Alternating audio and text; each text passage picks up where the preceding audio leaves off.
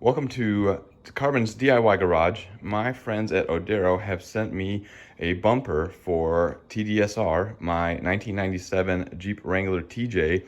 So a rear bumper, and we're gonna go ahead and install it and see how it looks. But first, let's dig this box open and see what they sent.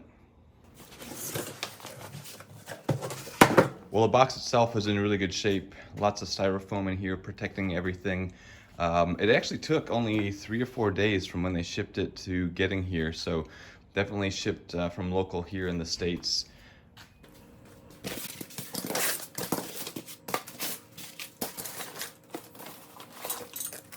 So it also comes with some D-rings for the bumper, so that's great.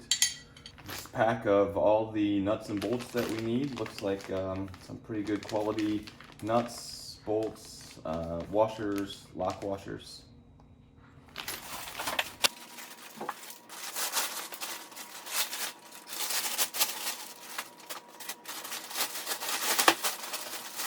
So let's go ahead and take a look at this thing. First of all, it's a really nice solid bumper. I'd say it weighs 40, 50 pounds, something like that. Nice steel, it's all powder coated. I've been looking at the finish to see if any of it got damaged in shipping, and I can't find any spots, so it was really well packaged for shipping. Obviously it's got the built-in hitch receiver. It's got these lights on it that you can wire to an auxiliary switch. I'm gonna wire it to the reverse lights on the Jeep so we get lots of light when we're backing up. And the lights look like they're mounted separately. You know, they just have this bolt holding them in. So and in the slot, it's actually slotted so you can move the bolts in and out, the lights in and out. And it looks like you can probably pretty easily replace these if you needed to, wanted to run something different, because it's just mounting up to the hole there in the bumper. You obviously have holes in the bumper to mount up to the frame, to the cross member, and then the wires for going wherever you want to run it. Obviously, you're going to have to add your own wires to get the length that you need. But it looks like a really good setup. And one really nice thing is that there is some plastic covers here over where the D-rings go. So those got protected in shipping. You also have some directions here. They even give you torque values for the various bolts. So a really good package it looks like, and looks like it should go in pretty easy. With TDSR, you never know. So let's go ahead and give it a shot. Before even opening the box for the new bumper, I wanted to see if I could get this old bumper off first, and how much of an effort that is going to be, because I think putting the new bumper on is going to be the easy part. And this bumper is obviously not the factory bumper. It is easily accessible for the 3 fasteners on each side that I need to remove. There's 2 18mm sockets here that you need to get the nuts off. There are no bolt heads that I can access, so if these snap off, really, I guess it's okay if they snap off, but I obviously couldn't get an angle grinder in here if I needed to cut something off. So I really was worried about getting these loose. And then there's a 16mm socket you need for this bolt on the bottom. This one is threaded up into the frame, and from what I've seen of other people's videos, this is the one to worry about. I spent 4 or 5 days every day spraying PB Blaster on these nuts, also into the frame holes here and at the bottom of the bolt here. And this one on the driver's side actually came loose, and these nuts on the driver's side came loose, so I know I'm going to be able to get those off. On the passenger side, access is a little bit more constrained because the muffler is here and the body mount is a little bit closer to these nuts, but I actually was able to get these free as well. Unfortunately, I used PB Blaster, like I said. I couldn't get the bolt down here to move. I used heat, like I've done on other bolts. Still wasn't able to get it to move. I did the loosen it just a little bit, tighten it, loosen it a little bit trick that has worked for pretty much every other bolt. And I thought I was getting motion with it, but unfortunately the motion I was getting was not what I was hoping for. And so this bolt did snap off. So I'm gonna go ahead and take the bumper off and then work on clearing up this hole. You know, I might be able to get away with 5 out of 6 nuts and bolts, but I'd really rather have all 6. So I'm gonna try to spend some time probably trying to drill it out and re-tap it. before I even get the new bumper out of the box. Just to warn you guys, it gets really tight up here with getting this nut out and getting a wrench in here. The body mount really causes some issues, so it's going to be slow and just hang in there. Be patient and don't get your tool jammed onto the nut because you back it out too far and it's locked in place by that rubber part of the body mount.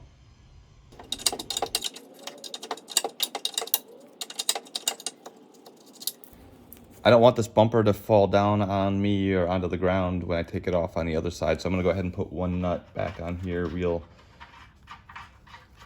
just a little bit so that it'll prevent it from falling to the ground.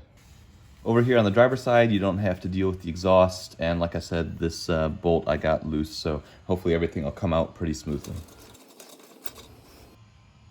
So that's the size of bolt, the length of the bolt that I'm gonna have to get out of the other side.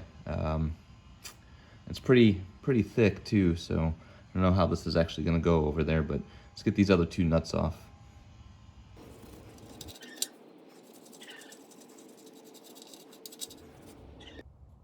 Okay, the bumper is loosened, all the bolts are loosened anyway.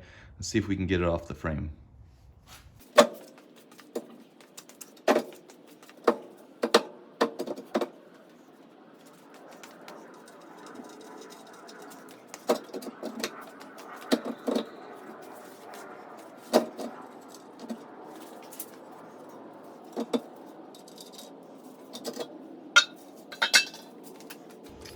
All right, well, the bumper is free and it's on the ground. I had to tilt it around a little bit to clear this broken bolt. It's actually protruding down just a little bit, so the bumper itself is getting hung up, trying to pull it straight back. Not a big deal getting the bumper off, but looks like it's probably gonna be a bit of a pain to clear this hole. But work on that next. And then before I try putting the bumper on, obviously need to clean up the frame rail, or the frame area here. Get it all nice and clean and rust prevented best I can.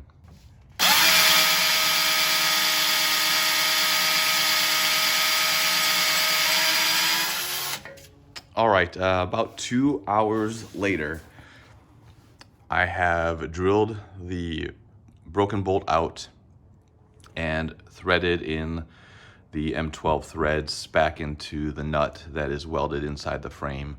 Here's the carnage. Went through a number of drill bits. I got a bunch of different sets, and these are hardened bolts. And it turns out the oldest set of drill bits that I have were the ones that had the right material makeup to actually drill through the bolt.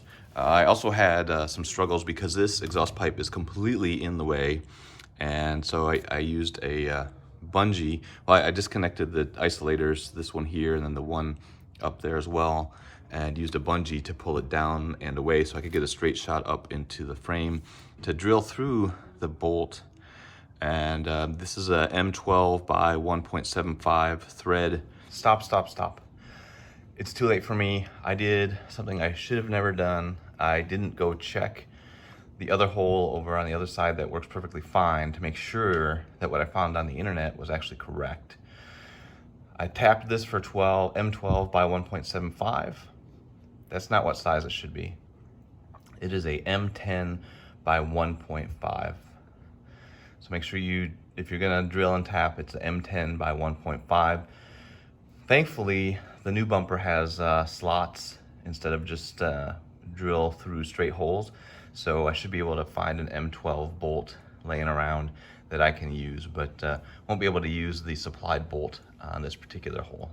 Yeah, so it took 2 hours of work. Didn't need to show you that on video. Just drilling bigger holes through the center the best you can. I'm gonna go through the nut on the other side with the tap as well to clean the threads out. But anyway, we got the bolt taken care of.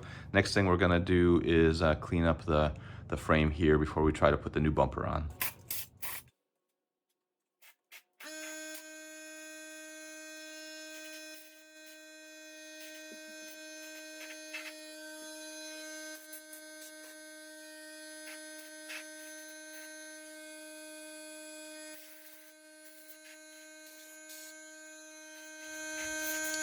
I'm also going to spray some of this ACF 50 anti-corrosion spray inside the frame while I have access to it, just to try to help prevent any rusting from the inside.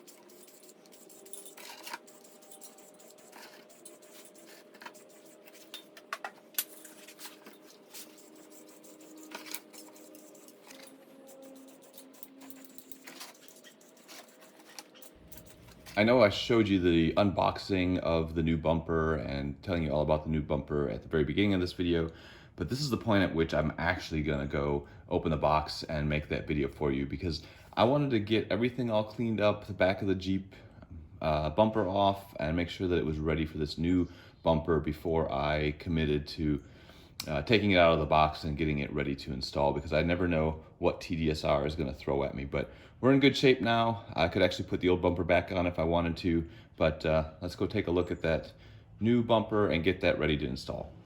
Again, before I go install this on the Jeep, I want to make sure that these LED lights work. So I've got my battery jumpstart pack here connected up to the black and red wires of the LEDs, this one, and I'm gonna go ahead and turn on the battery pack and the lights should light up. And sure enough, good lights on this one. And I already checked the other side and that one works too. So I know we've got good functional lights. All right, so now I'm just gonna go ahead and get the bumper physically installed loosely with a couple of bolts just to hold it in place to start with.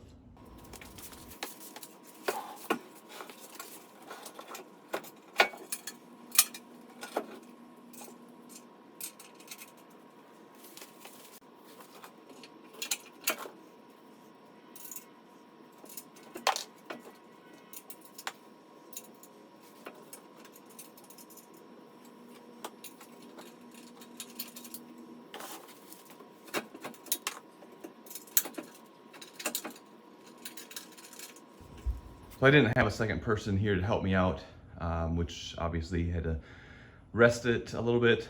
Doing it one person, you do have to kind of, on the second side, lift it up and get a good angle, but the slots in the bumper are just perfect size for the M12 bolts, so it'll actually hold the bolts in there, which will help you out getting it in. And the bolts line up great with the holes in the frame. That was one of my big concerns, especially a 1997. Are these really going to be matched? Am I going to have to start drilling holes in the frame? Not at all. This lined up perfect. I really couldn't be happier. So I'm going to go ahead and get all the bolts in. Here, there's 2 bolts in the cross member on each side. So I'm going to go ahead and take care of those and then go after the bolts on the bottom.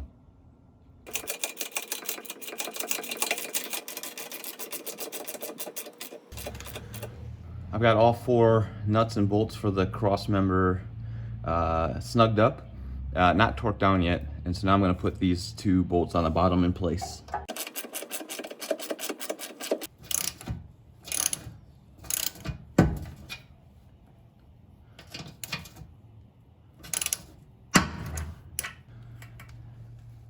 Well, that loud snap, I'm pretty sure, is the weld on the nut inside the frame breaking loose. So I think I'm probably not going to be able to get this bolt back out if I were to want to. So it's a good thing I like this bumper, because I think it's permanent now.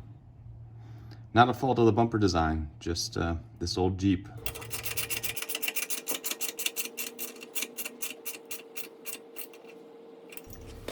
All right, all 6 bolts are installed. I'm just going to go around and get them tightened up. The instructions say 50 foot-pounds, and then we will go ahead and work on the wiring.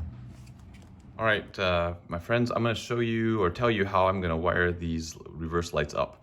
I removed the lens off of the tail light, so 4 Phillips head screws here. three 10mm bolts here. You can pull it off of the back of the Jeep, and you can pull the wiring out.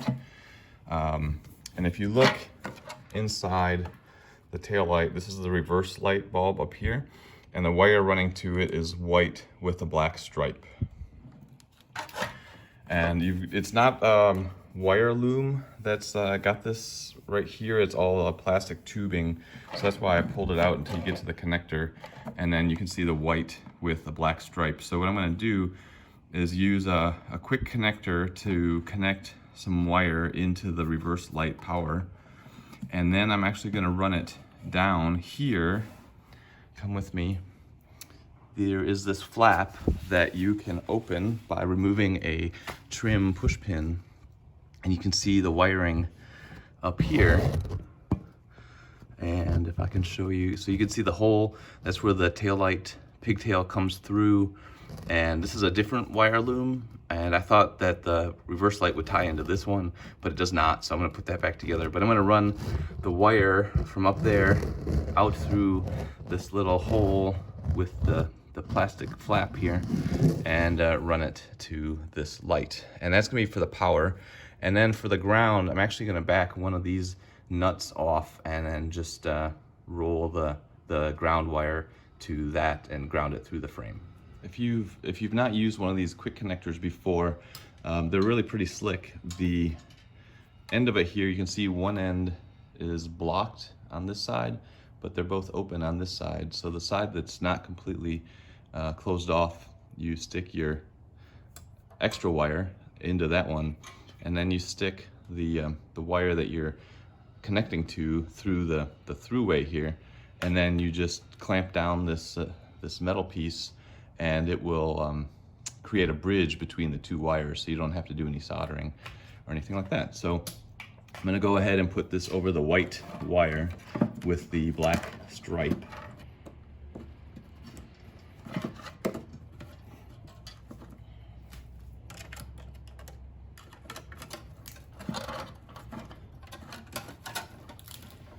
And I'm going to take my red wire and push it in to the coupler here.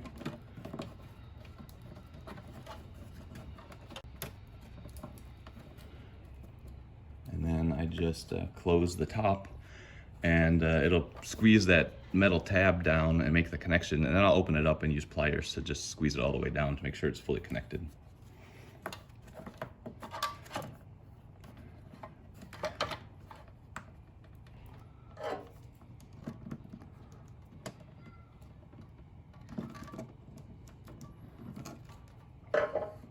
Pull test. It's not coming out. Close it up, and then I'll put the light back on and then work with the wire down underneath.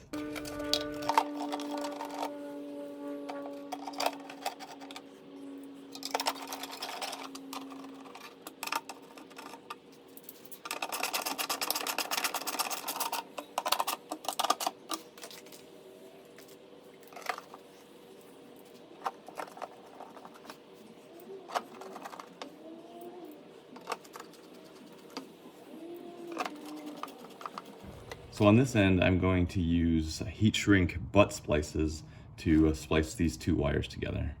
And if you've never seen them before, they look like this. I'll leave a link in the video description for a kit where you can get them, and then you use a heat source to shrink these down, and you get a waterproof connection. And if you have a pair of butt splice pliers, you can see that they've got a gap, like almost like a vise that you can put these into, and it crimps them down really nicely.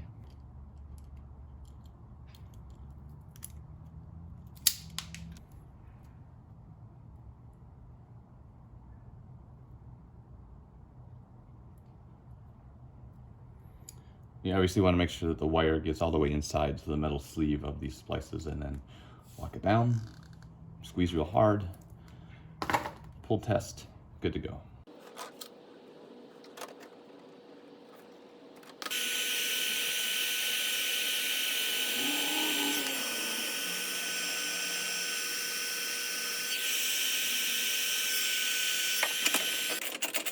So I put the wire in, I had it come around this way, the same direction that the nut will be going as I tighten it. So that way it keeps the wire up against the threads and not trying to get it to come out and off the bolt.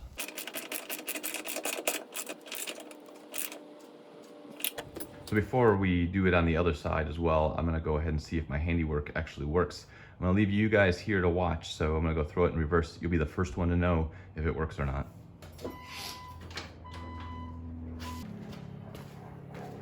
Hey, success. Thanks for watching out for me. This one worked, let's go do it on the other side. Just to show you guys what I'm talking about, this is the push pin on this little trim panel that you have to remove. And as with any push pin, sometimes you get lucky and sometimes you don't. So I'm gonna put the phone down and work this one out. Just to show you guys up close, on both sides, it's the white with black stripe wire that goes up to the reverse light. So on this other side of the vehicle, it's gonna be exactly the same, so I'm not gonna bore you with showing you the same thing twice. I'll go get it all hooked up and then we'll see if they both work. All right, everything is put back together, put away. The D-rings are installed on the bumper. Now we just gotta go see if it all works.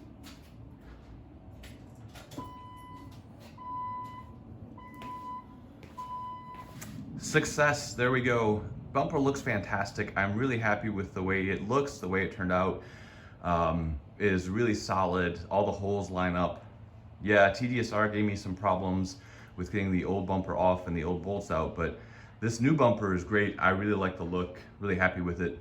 If you're interested in buying it, I'll leave a link in the video description, and there might be a code for a discount off the price, at least for the first couple weeks that this is online. So look in the video description to see if I have anything posted about that. If you like this video, give it a thumbs up.